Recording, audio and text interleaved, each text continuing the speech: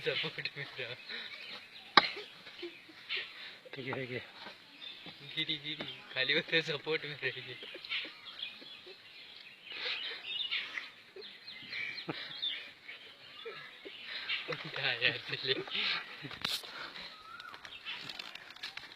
YouTube पे चला दिया रख दिया था प्रोफाइल